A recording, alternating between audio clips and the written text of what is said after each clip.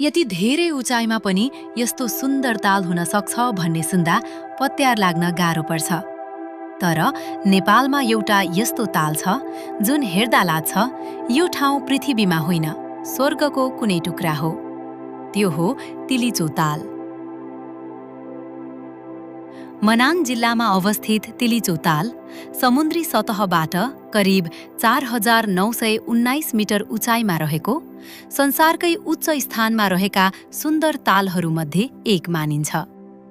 चारैतिर हिउँले ढाकिएका हिमाल, नीलो आकाशको प्रतिबिम्ब अनि बीचमा नीलो र शान्त पानी। तिलिचो पुग्दा शब्दभन्दा बढी अनुभूति बोल्छ। त्यहाँ पुग्ने यात्रा सजिलो भने छैन।